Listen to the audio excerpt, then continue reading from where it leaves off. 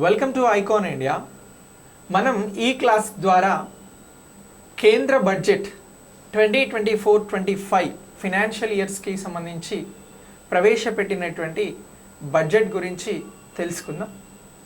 అయితే icon India మీరు prepare అవుతున్నటువంటి ఉద్యోగాల కోసం కరెంట్ అఫైర్స్ బుక్ని మార్కెట్లోకి తీసుకురావడం జరిగింది. ఈ బుక్ అనేది మీకు 6 monthsకి సంబంధించిన కరెంట్ అఫైర్స్ని కవర్ చేస్తుంది. జనరల్ స్టడీస్ పేపర్ 1కి సంబంధించి మీకు క్వశ్చన్స్ ఆన్సర్స్ విత్ ఎక్స్ప్లెనేషన్తో ఈ బుక్ అనేది అందుబాటులో ఉంది. సో ఈ బుక్ కోసం మీరు ఐకాన్ ఇండియా యాప్ ద్వారా ఓన్లీ బుక్ అయినా రిజిస్టర్ చేసుకోవచ్చు. బుక్తో పాటు బుక్లో ఉన్నటువంటి క్వశ్చన్స్ వీడియో లెక్చర్స్ కావాలి అని అనుకుంటే కూడా మీరు కోర్స్ని బై చేయవచ్చు. ఆ కోర్స్లో మీకు బుక్ అనేది ఉచితంగా పంపిస్తాం. ఇక మీరు తీసుకునేటువంటి వీడియో క్లాసెస్ కోర్స్కి సంబంధించి ఇందులో ఉన్నటువంటి క్వశ్చన్స్ని మీకు ఎక్స్ప్లెయిన్ చేస్తూ ఉంటాం. సో ఇలా ఈ బుక్ని తీసుకొచ్చాం. ఇక ఎవరైతే ఈఓ సిడిపిఓ ఎగ్జామ్స్కి ప్రిపేర్ అవుతున్నారో వారి కోసం మనం ఈ మండే నుంచి నూతన బ్యాచ్ని ప్రారంభించడం జరుగుతుంది. ఆన్లైన్ కోర్స్ని ఇప్పటికే లాంచ్ చేసాం. చాలామంది అందులో రిజిస్టర్ అవుతూ ఉన్నారు. సో ఇప్పుడు ఈ ఈఓ సిడిపిఓకి సంబంధించి మనం పేపర్ 2ని లైవ్ క్లాసెస్ ద్వారా అందిస్తూ ఉన్నాం. డైలీ ఎగ్జామ్స్ ఉంటాయి. అలాగే పేపర్ 2కి సంబంధించిన మెటీరియల్స్ని మీకు అందించడం జరుగుతూ ఉంది. దీనితో పాటు గ్రాండ్ టెస్ట్లని కూడా కండక్ట్ చేస్తూ ఉన్నాం. దీనికోసం మీకు ఏదైనా క్వెరీ ఉంటే క్రింద ఇస్తున్న నెంబర్ ద్వారా మీరు మమ్మల్ని అప్రోచ్ అవ్వచ్చు. ఐకాన్ ఇండియా ఆఫ్లైన్లో జాయిన్ అవ్వాలి అని అనుకునేటువంటి వారు pillar number 1171 Narayanguda metro station దగ్గర ఉన్న మా ఆఫీస్కి వచ్చి అప్రోచ్ అవ్వచ్చు. సో అయితే బడ్జెట్ 2024-25 ఏదైతే ఉన్నదో, సో ఈ బడ్జెట్ గురించి మనల్ని ఎగ్జామినేషన్ పాయింట్ ఆఫ్ వ్యూలో క్వశ్చన్స్ అడుగుతారు. సో ఆ క్వశ్చన్స్కి ఆన్సర్స్ చేసేలాగా ఈ టాపిక్ని నేర్చుకుంటాం. దీనితో పాటు బడ్జెట్ అనేది ఏంటి, సో బడ్జెట్ గురించి చెప్తున్నటువంటి ఆర్టికల్స్ ఏంటి, బడ్జెట్ని పెట్టినటువంటి ఆర్థిక మంత్రులు ఎవరు, ఇలాంటి చారిత్రాత్మక నేపథ్యం కూడా ఈ క్లాస్ ద్వారా ఈ వీడియో ద్వారా నేర్చుకుందాం. సో ఈ వీడియోకి ఒక లైక్ చేసి వీడియోని మీ ఫ్రెండ్స్కి షేర్ చేయండి. సో ఇప్పుడు ఇండియన్ బడ్జెట్కి సంబంధించి మనం ముందుగా మాట్లాడితే అసలు బడ్జెట్కి సంబంధించినటువంటి దానిలో బడ్జెట్ అంటే ఏమిటి అనేటువంటి క్వశ్చన్ గురించి మాట్లాడాల్సి వస్తే, మనం బడ్జెట్ అనేది ఆదాయ వ్యయాలను తెలిపేటువంటి ఒక వార్షిక పత్రంగా గుర్తించాల్సి ఉంటుందండి. ఏమని అంటున్నాం, సో ఇప్పుడు బడ్జెట్ అని అంటున్నాం. సో మనం మాట్లాడుతున్నటువంటి బడ్జెట్ అని అంటే ఏమిటి, ఫస్ట్ ఇది ప్రాథమికం. బడ్జెట్ అని అందరూ అంటారు. మరి ప్రైమరీగా బడ్జెట్ అనగా ఏమిటి అని చెప్పేసి ఎవరైనా మిమ్మల్ని క్వశ్చన్ అడిగారు అనుకోండి, మీరు చెప్పాల్సినది ఏంటి అని అంటే బడ్జెట్ అని అంటే బడ్జెటే కాదు, బడ్జెట్ అనేది దేశానికి సంబంధించినటువంటి ఆదాయ వ్యయాలను గురించి. ఆదాయం అని అంటే దేశానికి వచ్చేటువంటి ఇన్కమ్ అని అంటున్నాం. అలాగే వ్యయాలు అని అంటున్నాం, దేశం చేసేటువంటి ఎక్స్పెండిచర్ అని అంటున్నాం. సో ఈ ఆదాయ వ్యయాలను గురించి తెలిపే వార్షిక పత్రము అని అంటున్నాం. తెలిపే వార్షిక పత్రం, గుర్తుంచుకోండి, వార్షిక పత్రము అని అంటున్నాం. ఎందుకు వార్షిక పత్రము అని అంటున్నాం, సో దీనిని మనం ఎవ్రీ ఇయర్ కూడా ప్రవేశపెడతారు కేంద్ర ఆర్థిక మంత్రి ద్వారా. సో ఈ వార్షిక పత్రం ఎవరి ద్వారా వస్తుంది అని అంటున్నాం, ఆర్థిక మంత్రి ద్వారా ప్రవేశపెడతారు. సో ఇప్పుడు ఆర్థిక మంత్రిగా ఎవరున్నారు అని అంటే మనకి నిర్మలా సీతారామన్ గారు ఉన్నారండి. సో ఇప్పుడు నిర్మలా సీతారామన్ గారు ఏం చేశారు అని అంటే బడ్జెట్ని ప్రవేశపెట్టడం జరిగింది. సో ఎక్కడ బడ్జెట్ని ప్రవేశపెట్టారు అని అంటే పార్లమెంట్లో ప్రవేశపెట్టారు. ఏ ఇయర్కి సంబంధించి ఈ బడ్జెట్ని ప్రవేశపెట్టారు అని అంటున్నాం, 2024-25 ఆర్థిక సంవత్సరం. ఆర్థిక సంవత్సరం అనగా ఏప్రిల్ 1న ప్రారంభమవుతుంది, 2024, 2025 మార్చి 31న ఎండ్ అవుతుంది. సో ఇలా ఈ ఇయర్కి సంబంధించి ఆర్థిక మంత్రి గారు నిర్మలా సీతారామన్ గారు ఆదాయ వ్యయాలను తెలిపే వార్షిక పత్రాన్ని పార్లమెంట్లో లోక్సభలో ప్రవేశపెట్టారు. కాబట్టి సో ఇలా ప్రవేశపెట్టినటువంటి దీనినే మనం బడ్జెట్ అని అంటున్నాం. సో ఇప్పుడు బడ్జెట్కి పార్లమెంట్ ఆమోదం వస్తుంది. దాని ప్రకారం కేంద్ర ప్రభుత్వం ఏం చేస్తుంది, ఇండియన్ బడ్జెట్కి సంబంధించిన ఆదాయ వ్యయాలను గురించి చాలా వివరణాత్మకంగా మనకు చెప్పడంతో పాటు దాన్ని ఖర్చు పెడుతుంది, అలాగే ఆదాయాన్ని సమకూర్చుకుంటుంది అని చెప్పేసి మనం మాట్లాడుతా ఉన్నాం.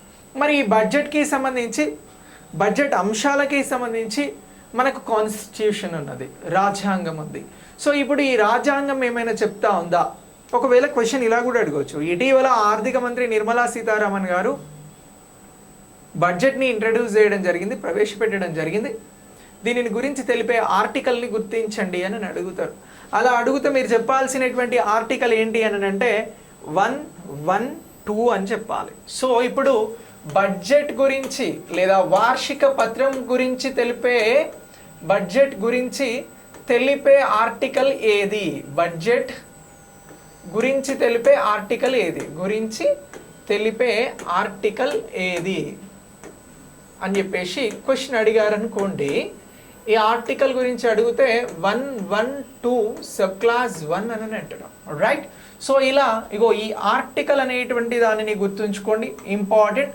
వార్షిక పత్రం లేదా బడ్జెట్ గురించి తెలిపేటువంటి ఆర్టికల్ ఏమిటి అని అంటే, సో ఇది 112 సబ్ క్లాస్ 1 అనేటువంటిది బడ్జెట్ లేదా అంచనా వేసినటువంటి, కేంద్ర ప్రభుత్వానికి సంబంధించినటువంటి అంచనా వేసినటువంటి ఆదాయ వ్యయాలను గురించి, వచ్చే ఆదాయం వెళ్ళేటువంటి ఖర్చులను గురించి తెలిపేటువంటి ఆర్టికల్గా గుర్తుంచుకోవాలి. ఈ ఆర్టికల్ ఏం చెప్తా ఉంది అని అంటే, ప్రభుత్వం చేసేటువంటి ఖర్చులు, ప్రభుత్వానికి వచ్చేటువంటి ఆదాయం అనేది ప్రతి సంవత్సరం పార్లమెంట్లో సమర్పించాలి అని చెప్పేసి ఈ ఆర్టికల్ ద్వారా మనకు తెలుస్తూ ఉంది అనేటువంటి అంశాన్ని ఇక్కడ గుర్తుంచుకోవాలి, రైట్? సో ఇలా ఈ 112 అనేటువంటి article sub class 1, 112 sub class 2కి సంబంధించినటువంటివి ఆదాయ వ్యయాలను గురించి చెప్పేటువంటి ఆర్టికల్స్గా మనం గుర్తుంచుకోవాలి. ఇది బేసిక్ బడ్జెట్కి సంబంధించినటువంటి ఫండమెంటల్.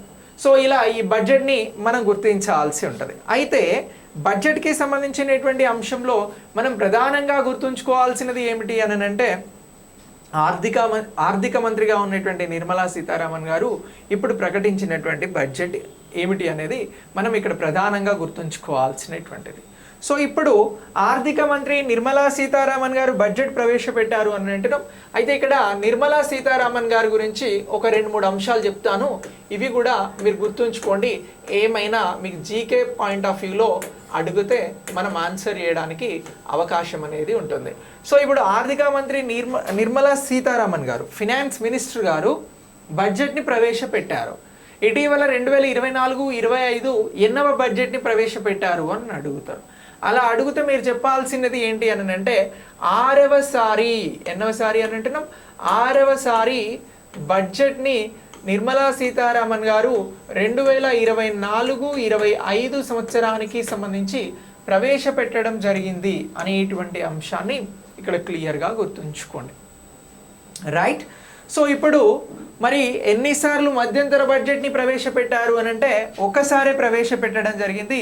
దీన్నే మనం ఒకసారి మధ్యంతర బడ్జెట్ని ప్రవేశపెట్టారు అని గుర్తుంచుకోవాలి. ఏ బడ్జెట్ అని అంటున్నాం? మధ్యంతర బడ్జెట్ని ప్రవేశపెట్టారు. ఎవరు ప్రవేశపెట్టారు అని అంటే, నిర్మలా సీతారామన్ గారు ప్రవేశపెట్టారు అని అంటున్నాం. సో ఇలా 6వసారి బడ్జెట్ని ప్రవేశపెట్టడం జరిగింది అని అంటున్నాం. అయితే నిర్మలా సీతారామన్ గారు 5 సార్లు కంటే ఎక్కువ సార్లు బడ్జెట్ని ప్రవేశపెట్టినటువంటి వారి జాబితాలో ఉన్నారా అని అంటే, ఉన్నారు అని చెప్పేసి గుర్తుంచుకోవాలి. భారతదేశంలో ఎక్కువ సార్లు బడ్జెట్ని ప్రవేశపెట్టినటువంటి వారు మొరార్జీ దేశాయ్ గారు 10 సార్లు బడ్జెట్ని ప్రవేశపెట్టడం జరిగినది.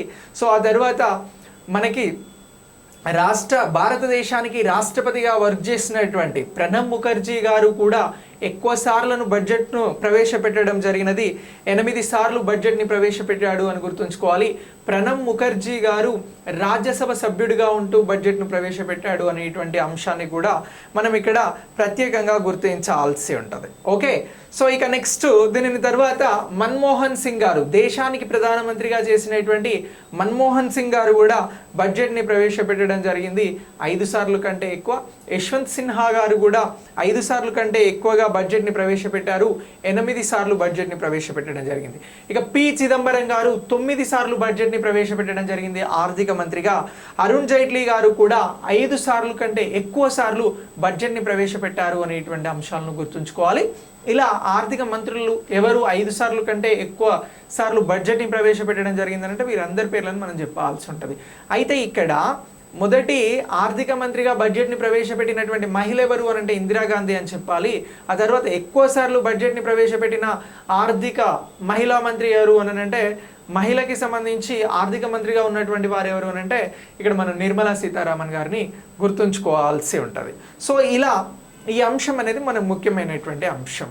అయితే ఇప్పుడు ప్రవేశపెట్టినటువంటి 2024-25 బడ్జెట్ గురించి మాట్లాడాల్సి వస్తే ఏమనంటున్నాం, 2024-25 బడ్జెట్ గురించి మాట్లాడాల్సి వస్తే మనం ఇక్కడ మాట్లాడాల్సినటువంటి అంశాలు కొన్ని ఉన్నాయి.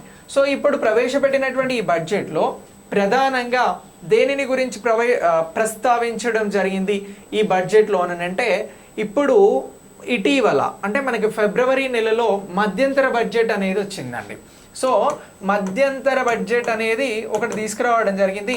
దీనినే మనం ఇంట్రీమ్ బడ్జెట్ అని అన్నాం.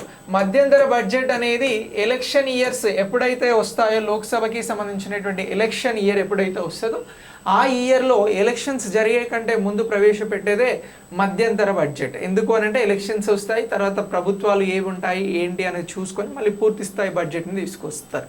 ఇప్పుడు ఫిబ్రవరిలో మనకి మధ్యంతర బడ్జెట్ అనేది వచ్చింది. సో మధ్యంతర బడ్జెట్లో 4 అంశాలకి ప్రధానమైనటువంటి ప్రాధాన్యతనిచ్చారు. ఏ 4 అంశాలు అనేది అని అంటే గుర్తుంచుకోండి, క్వశ్చన్ ఇలా అడగడానికి అవకాశం ఉంటుంది. సో మధ్యంతర బడ్జెట్కి సంబంధించి ఒకటి గరీబ్ అని అంటున్నాం, పేదలకి ప్రాధాన్యత ఇస్తున్నాము అని చెప్పేసి మధ్యంతర బడ్జెట్లో చెప్పారు. దీనితో పాటు ఇంకెవరు అని అంటే మహిళలకి ప్రాధాన్యత ఇస్తున్నాము అన్నారు. ఎవరికి అని అంటున్నాం, మహిళలు. ఆ తర్వాత మరెవరికి ప్రాధాన్యత ఇచ్చారు అని అంటే యువతకి ప్రాధాన్యత ఇవ్వడం జరిగింది. ఎవరికి అని అంటున్నాం, యువతకి ప్రాధాన్యతనిచ్చారు. దీనితో పాటు మరెవరికి అని అంటే రైతులకి ప్రాధాన్యతనివ్వడం జరిగింది. సో ఇది మధ్యంతర బడ్జెట్కి సంబంధించి ప్రాధాన్యతను ఇచ్చినటువంటి క్రమం. సో ఇప్పుడు ఈ బడ్జెట్ అనేది మనకి ఎప్పుడు వచ్చింది, మధ్యంతర బడ్జెట్ అని అంటే ఇది ఫిబ్రవరిలో వచ్చిందండి. సో ఇప్పుడు ఫిబ్రవరిలో వచ్చినటువంటి మధ్యంతర బడ్జెట్కి కొనసాగింపుగా అంటే ప్రాధాన్యత ఇచ్చినటువంటి ఈ అంశాలను కొనసాగిస్తాము అని చెప్పేసి ఎవరు చెప్పారు అని అంటే ఆర్థిక మంత్రి గారు చెప్పడం జరిగింది. సో ఆర్థిక మంత్రి గారు ఏమన్నారు, మేము ఏదైతే మధ్యంతర బడ్జెట్లో ఇచ్చినటువంటి ప్రాధాన్యత అంశాలు పేదలు, మహిళలు, యువత, రైతులు ఉన్నారు, వీరికి ప్రాధాన్యతను ఇస్తూనే కొత్తగా ఏం చేస్తాము అని అంటే ఈ బడ్జెట్ ద్వారా ఇప్పుడు ప్రవేశపెట్టిన 2024-25 పూర్తి స్థాయి బడ్జెట్ ద్వారా ఉపాధికి, నైపుణ్యానికి, ఎంఎస్ఎంఈ రంగానికి ప్రాధాన్యతను ఇస్తూ మధ్యతరగతికి సంబంధించినటువంటి వారిపైన ఎలాంటి భారం లేకుండా చూస్తాము అని అన్నారు. ఇగో ఇది వెరీ వెరీ ఇంపార్టెంట్ థీమ్ అని కూడా గుర్తుంచుకోండి. సో ఇప్పుడు ఈ బడ్జెట్కి సంబంధించినటువంటి థీమ్ ఏమిటి అని అడుగుతారు. మనం ఇక్కడ మాట్లాడింది మధ్యంతర బడ్జెట్, నేను దీంతో లింక్ చేస్తా ఉన్నా. థీమ్ ఏమిటి అని అంటే ఎవరైతే ఉపాధి పొందాలనుకుంటారో వారికి, అలాగే నైపుణ్యాభివృద్ధికి, అలాగే దీంతో పాటు ఎంఎస్ఎంఈలకి. సో ఇలా ఎంఎస్ఎంఈలతో పాటు మరొక అంశం ఏంటి అని అంటే మధ్యతరగతి వారికి. ఎవరికి అని అంటున్నాం, మధ్యతరగతి వారిపై ఎలాంటి వీరందరికీ మధ్యతరగతి వారికి సహకరించేలాగా బడ్జెట్ ఉంటుంది అని చెప్పేసి ఆర్థిక మంత్రి నిర్మలా సీతారామన్ గారు ప్రకటించడం జరిగింది అనేటువంటి అంశాన్ని ఇక్కడ మనం గుర్తుంచుకోవాలి. సో మరి ఇలా ప్రకటించినటువంటి ఈ బడ్జెట్లో ప్రాధాన్యత అంశాలు ఏమిటి? ఇక్కడ మనం చెప్పాం కదా సార్, ప్రాధాన్యత అంశాలు అని అంటే ఇవి మధ్యంతర బడ్జెట్వి. ఇప్పుడు వీటికి ప్రాధాన్యతను ఇస్తూనే ఉపాధి, నైపుణ్యాభివృద్ధి, ఎంఎస్ఎంఈ, మధ్యతరగతి వారికి ఎలాంటి ఇబ్బంది లేకుండా అన్ని రంగాల కోసం పాటుపడతాము అని చెప్పారు. కానీ మనల్ని క్వశ్చన్ ఎలా అడుగుతారు అని అంటే 2024-25కి సంబంధించినటువంటి బడ్జెట్ ప్రాధాన్యత ఏమిటి అని అడుగుతారు. 2024-25 బడ్జెట్ ప్రాధాన్యత ఏమిటి అని అడుగుతారు. బడ్జెట్ ప్రాధాన్యత ఏమిటి అని అడుగుతారు. సో ఇలా బడ్జెట్ ప్రాధాన్యతను గురించి అడిగితే మనం ఆన్సర్ అనేది క్లియర్గా చెప్పాలి. మనకి వీక్షిత్ భారత్ని సాధించడానికి దేన్ని అని అంటున్నాం, వీక్షిత్ భారత్ అని అంటున్నాం. సో వీక్షిత్ భారత్ అనగా ఏమిటి అని అంటే, వీక్షిత్ భారత్ సాధన కోసం ఎప్పటి వరకు దీన్ని సాధించాలనుకుంటున్నారు, 2047. మనకు స్వతంత్రం వచ్చింది ఎప్పుడు, 1947. అలా 2047కి 100 సంవత్సరాలు అవుతుంది భారతదేశానికి బ్రిటిష్ వారి దగ్గర నుంచి స్వతంత్రం వచ్చి. సో ఇలా స్వతంత్రం సాధించినటువంటి 100 సంవత్సరాలలో భారత్ని వీక్షిత్ భారత్గా మార్చబోతా ఉన్నారు. వీక్షిత్ భారత్ అంటే ఏమిటి అని అంటే, డెవలప్డ్ ఇండియా అని అంటున్నాం. ఏమంటున్నాం, డెవలప్డ్ ఇండియా అని చెప్పేసి పిలవడం జరుగుతూ ఉంది. సో ఇలా డెవలప్డ్ ఇండియా అని అంటున్నాం. అంటే భారత్ డెవలపింగ్ ఇండియా అని చెప్తాం, డెవలపింగ్ కంట్రీ అని చెప్తాం, అంటే అభివృద్ధి చెందుతున్న దేశం. కానీ 2047 కల్లా భారతదేశం అనేది అభివృద్ధి చెందిన దేశంగా చూపెట్టాలి అనేటువంటి ఉద్దేశంతో ఈ బడ్జెట్ని రూపొందిస్తున్నాము అనేటువంటి అంశాన్ని నిర్మలా సీతారామన్ గారు, ఆర్థిక మంత్రి గారు చెప్పారు. అయితే ఇప్పుడు అలా చెప్పినటువంటి ఈ బడ్జెట్కి సంబంధించి మరి 2047 వీక్షిత్ భారత్ కోసం ఈ బడ్జెట్లో ఉపాధికి అవకాశాలను కల్పిస్తూ, నైపుణ్యాభివృద్ధిని పెంపొందిస్తూ, ఎంఎస్ఎంఈ రంగానికి చేయూతనిస్తూ, మధ్యతరగతి వారిపై భారాన్ని తగ్గిస్తూ ఈ బడ్జెట్ ఉంటుంది అనేటువంటి అంశాన్ని వీరు వెల్లడించడం జరిగింది. ఇలా వెల్లడించినటువంటి ఈ బడ్జెట్లో మొత్తం ఎన్ని ప్రాధాన్యత అంశాలను తీసుకున్నారు అని అంటే, 9 ప్రాధాన్యత అంశాలను తీసుకోవడం జరిగింది. ఎన్ని ప్రాధాన్యత అంశాలు అని అంటున్నాం, 9 ప్రాధాన్యత అంశాలను తీసుకున్నారండి. సో 9 ప్రాధాన్యత అంశాలను తీసుకున్నారు. సో ఈ 9 ప్రాధాన్యత అంశాలు అనేవి మనకి చాలా చాలా ఇంపార్టెంట్. వీటిపైనే బిట్ అడగడానికి అవకాశం ఉంది బడ్జెట్కి సంబంధించి. ఏమని అంటున్నాం, వీటిపైన బిట్ అడుగుతాడు అని అంటున్నాం. సో ఇలా ఈ 9 ప్రాధాన్యత అంశాలను గురించి మనం క్లియర్గా తెలుసుకోవాల్సి ఉంటుంది. Very very important. ఆ 9 ప్రాధాన్యత అంశాలను గుర్తించండి అని రేపు మిమ్మల్ని కూడా ఎగ్జామ్లో క్వశ్చన్ అడుగుతాడు. అలా క్వశ్చన్ అడిగితే మీరు ఆన్సర్ అనేది చేయాలి. సో ఇప్పుడు 9 ప్రాధాన్యతలలో ప్రాధాన్యత నెంబర్ 1 ఏంటి అని అంటే, వ్యవసాయంలో ఉత్పాదకతను పెంచాలి అనేటువంటి అంశాన్ని ప్రయారిటీగా పెట్టుకోవడం జరిగింది. వ్యవసాయ ఉత్పాదకత అనేది ఇక్కడ ప్రాధాన్యత అంశంగా ఉంది. అలాగే వ్యవసాయ స్థితిస్థాపకత అనేటువంటి అంశాన్ని, అంటే వ్యవసాయానికి ఒక స్టెబిలిటీని ఇచ్చి, ఒక స్థిరత్వాన్ని ఇచ్చి, అందులో ఉత్పాదకతకు అంటే ఉత్పత్తికి అవసరమయ్యేటువంటి ఉత్పాదకత ఏదైతే ఉంటాయో, ఆ వనరులు ఏవైతే ఉంటాయో వాటిని పెంపొందించేందుకు ఇక్కడ ప్రయత్నం చేస్తాము. అంటే వ్యవసాయ రంగంలో అధిక దిగుబడిని ఇచ్చేటువంటి వంగడాలను కూడా సృష్టిస్తాము అని చెప్పేసి మొదటి ప్రాధాన్యత అంశంలో ఆర్థిక మంత్రి నిర్మలా సీతారామన్ గారు చెప్పడం జరిగింది. దీనికోసం అధిక దిగుబడిని ఇచ్చేటువంటి 109 రకాల వంగడాలను సృష్టిస్తాము అని అన్నారు. అలాగే వ్యవసాయ రంగంలో చాలామంది రైతులు ఎలా అనంటే సహజ వ్యవసాయాన్ని చేసేందుకు ప్రోత్సాహం అందిస్తాము అని అన్నారు.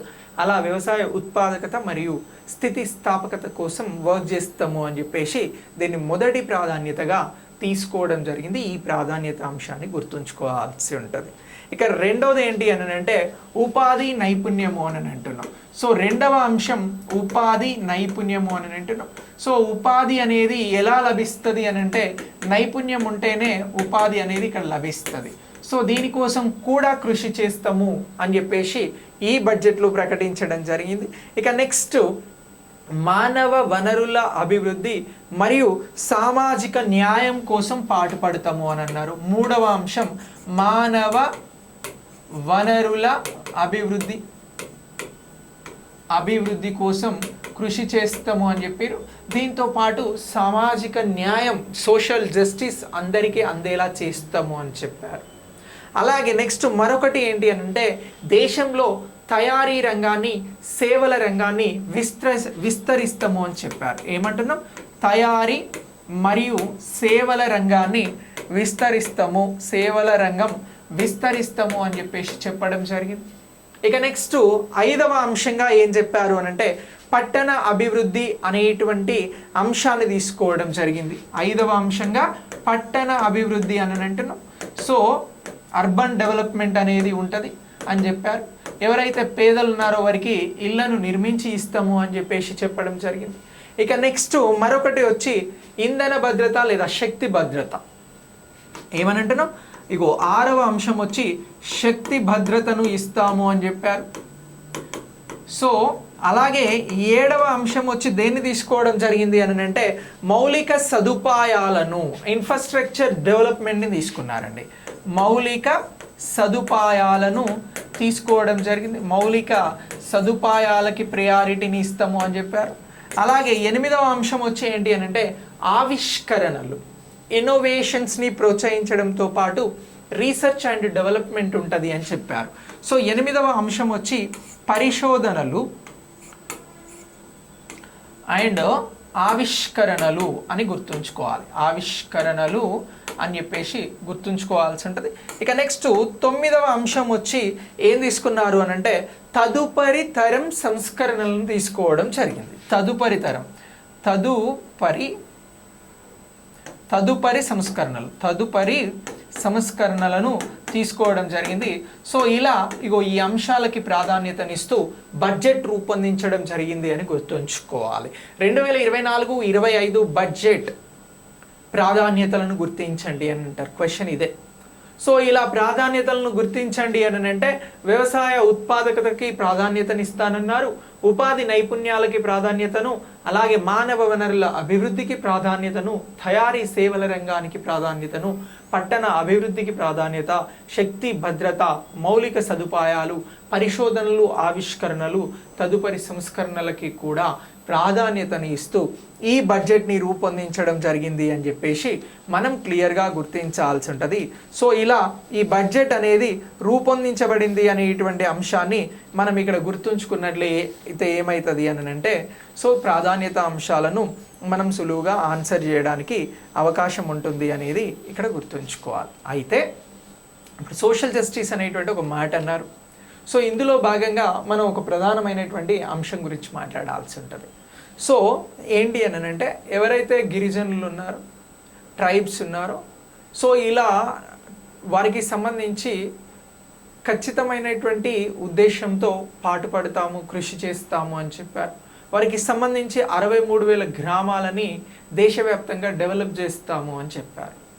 ఇక అన్ని వాతావరణ పరిస్థితులను తట్టుకుని నిలబడేటువంటి ఏదైతే రోడ్లు ఉంటాయో వాటిని నిర్మించేందుకు 25,000 గ్రామాలను ఆ విధంగా చేయబోతా ఉన్నాము అనేటువంటి అంశాన్ని కూడా ఈ బడ్జెట్ ద్వారా ప్రత్యేకంగా ప్రస్తావించడం జరిగింది. ఇక ఈ బడ్జెట్లో మరొక కీలకమైనటువంటి అంశం ఏంటి అని అంటే ఎవరైతే మధ్యతరగతి వారు ఉన్నారో వారికి ప్రాధాన్యతని ఇస్తాము అని చెప్పారు.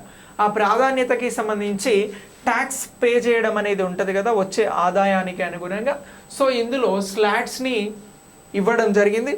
ఎవరైతే 3 లక్షల వరకు ఆదాయాన్ని సంపాదిస్తారో వారికి ఎలాంటి ట్యాక్స్ అనేది ఉండదు, 0 ట్యాక్స్గా చెప్పారు. ఇక 3 నుంచి 7 లక్షల ఆదాయం ఎవరైతే ఆర్జిస్తారో వారు 5% ట్యాక్స్ అనేది పే చేయాలి.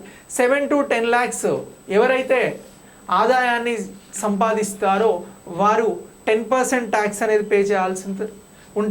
10 to 12 lakhs సంపాదించేటువంటి వారు, లక్షలు సంపాదించేటువంటి వారు ఇక్కడ 15% ట్యాక్స్ని పే చేయాల్సి ఉంటుంది గవర్నమెంట్కి. ఇక 12 to 15 lakhs సంపాదించేటువంటి వారు 20% ట్యాక్స్ని పే చేయాలి. అలాగే ఎవరైతే 15 lakhs పైన సంపాదిస్తారో వారు 30% నుంచి ట్యాక్స్ని పే చేయాల్సి ఉంటుంది అని చెప్పేసి ఈ బడ్జెట్లో ప్రకటించడం జరిగింది. సో ఇలా ఈ బడ్జెట్ని ప్రకటించారు. ఇక ఈ బడ్జెట్కి సంబంధించి బేసిక్గా ఆదాయ వ్యయాలు అన్నాం కదా. సో మనకి ఈ ఆదాయ వ్యయాలను గురించి వచ్చినప్పుడు ప్రభుత్వానికి వచ్చేటువంటి ఆదాయ వ్యయాలకి సంబంధించినటువంటి ఫిగర్స్ అనేటివి కూడా ఇస్తూ ఉంటారు. సో ఇక్కడ బడ్జెట్ గ్లాన్స్కి సంబంధించి పిఐబి ఇచ్చినటువంటి రిపోర్ట్, రిసిప్ట్స్కి సంబంధించి ఇక్కడ రెవెన్యూ ద్వారా వచ్చేటువంటి రిసిప్ట్స్, క్యాపిటల్ ద్వారా వచ్చేటువంటి రిసిప్ట్స్ని మనం ప్రొజెక్ట్ చేస్తూ ఉన్నాం. సో ఈ రెవెన్యూ ద్వారా అలాగే క్యాపిటల్ ద్వారా వచ్చేటువంటి రిసిప్ట్స్కి సంబంధించి ఆదాయాలకి సంబంధించి రెవెన్యూ ద్వారా ఎంత వస్తాయి అని చెప్పేసి అంచనా వేశారు అని అంటే 31,29,200 కోట్లు వస్తాయి అనేటువంటి అంశాన్ని ఈ ఇయర్కి సంబంధించి అంచనా వేయడం జరిగింది. ఇది గత సంవత్సరం 23-24వ సంవత్సరంలో 26,99,731 కోట్లుగా అంచనా వేశారు రెవెన్యూ రిసిప్ట్స్కి సంబంధించి. ఇంకా అంతకుముందు 2 సంవత్సరాల డేటా కూడా ఉంది. ఇక క్యాపిటల్కి సంబంధించినటువంటి రెసిప్ట్స్, మూలధన రెసిప్ట్స్కి సంబంధించి, ఆదాయాలకి సంబంధించి ఎంత వస్తాయని చెప్పేసి 2024కి సంబంధించి లెక్కలేశారు అని అంటే 16,91,321 కోట్ల రూపాయలు క్యాపిటల్ రెసిప్ట్స్గా దేశానికి సమకూరుతాయి, కేంద్రానికి సమకూరుతాయి అని చెప్పేసి ఇక్కడ లెక్కలు వేయడం జరిగింది. ఇక నెక్స్ట్ ఎక్స్పెండిచర్స్, ప్రభుత్వం చేసేటువంటి రెవెన్యూ వ్యయాలు, మూలధన వ్యయాలను కూడా ఇక్కడ చెప్పడం జరిగింది. 37,9,401 కోట్లు ఇక్కడ ప్రభుత్వం ఖర్చు చేయడానికి సిద్ధంగా ఉంది రెవెన్యూ రూపంలో. ఇక క్యాపిటల్కి సంబంధించినటువంటి వ్యయాలు ఎంత అని అంటే ఆల్ వన్స్ 11,11,111 కోట్ల రూపాయలను ఇక్కడ ఖర్చు చేయబోతున్నాము అని చెప్పేసి కూడా చెప్పడం జరిగింది. సో ఇలా ఫిగర్స్కి సంబంధించినటువంటి వాటి మీద తక్కువ క్వశ్చన్స్ ఉంటాయి, ప్రాధాన్యత అంశాల మీద ఎక్కువ క్వశ్చన్స్ ఉంటాయి. సో ప్రాధాన్యత అంశాలను మనం చాలా క్లియర్గా గుర్తుంచుకోవాల్సి ఉంటుంది. సో ప్రాధాన్యత అంశాల మీద మనల్ని ఎగ్జామినేషన్ పాయింట్ ఆఫ్ వ్యూలో క్వశ్చన్స్ అడుగుతారు. అలా క్వశ్చన్స్ అడిగితే మనం ఈజీగా ఆన్సర్ చేయడానికి ప్రాధాన్యత అంశాలను గుర్తుంచుకోవాలి.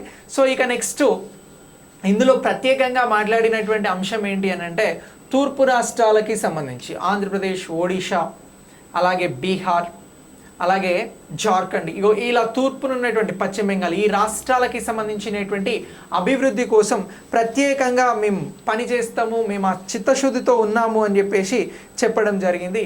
సో అలాగే ఆవిష్కరణలకి సంబంధించినటువంటి స్పేస్ టెక్నాలజీ, స్పేస్ టూరిజంలో ఎక్కువగా ఇన్వెస్ట్ చేయబోతున్నాము అనేటువంటి అంశాలను కూడా బడ్జెట్లో ప్రత్యేకంగా ప్రస్తావించడం జరిగింది. సో ఇలా ఇండియన్ బడ్జెట్కి సంబంధించినటువంటి అంశాలను మనం గుర్తుంచుకోవాలి.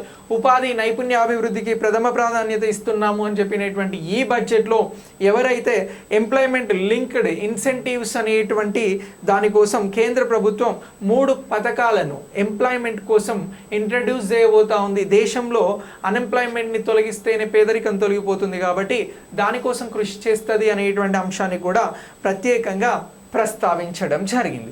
సో ఇలా బడ్జెట్ ఫిగర్స్కి సంబంధించిన అంశాలు, అలాగే ప్రాధాన్యత అంశాలు, బడ్జెట్కి సంబంధించినటువంటి చారిత్రాత్మక అంశాలను గురించి మనం ఈ క్లాస్ ద్వారా డిస్కస్ చేసినాం. 1947 నుంచి బడ్జెట్ని ప్రవేశపెడుతూ వస్తూ ఉన్నారు. మొట్టమొదటిసారి బడ్జెట్ని ప్రవేశపెట్టినటువంటి వారు ఎవరు అని అంటే ఆర్థిక మంత్రిగా మనం షణ్ముగం చెట్టి గారి పేరుని గుర్తుంచుకోవాలి. నవంబర్ 26న 1947లో బడ్జెట్ని ప్రవేశపెట్టినటువంటి ఆర్థిక మంత్రి ఎవరు అని అంటే షణ్ముగం చెట్టి అని చెప్పేసి గుర్తుంచుకోండి. బడ్జెట్ అనేది ఇప్పటి వరకు ఎన్నిసార్లు ప్రవేశపెట్టడం జరిగింది అని అంటే మీరు చెప్పాల్సినటువంటి అంశం. సో 1947 నుంచి బడ్జెట్ ప్రవేశపెడుతున్నారు. మొదటిసారి ప్రవేశపెట్టినటువంటి వారు ఎవరు అని అంటే షణ్ముగం చెట్టి అని అన్నాం.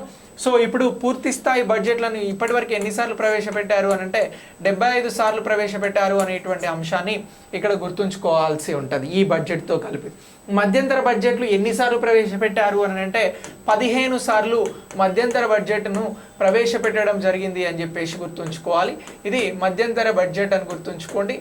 ఇది పూర్తి స్థాయి బడ్జెట్ అని చెప్పేసి గుర్తుంచుకోండి. పూర్తి స్థాయి బడ్జెట్ అని చెప్పేసి గుర్తుంచుకోండి, రైట్. సో ఇక నెక్స్ట్ మినీ బడ్జెట్స్ని కూడా ప్రవేశపెట్టడం జరిగింది. వాటిని ప్రత్యేకమైనటువంటి బడ్జెట్స్ అని అంటారు. సో ప్రత్యేక బడ్జెట్లు భారతదేశంలో ఎన్నిసార్లు ప్రవేశపెట్టడం జరిగింది అని అంటే 4 సార్లు ప్రవేశపెట్టడం జరిగింది అని చెప్పేసి గుర్తుంచుకోండి. ఇవి ప్రత్యేక బడ్జెట్స్, రైట్. సో ఇలా మినీ బడ్జెట్స్ అన్న ప్రత్యేక బడ్జెట్స్ అన్న ఒకటే.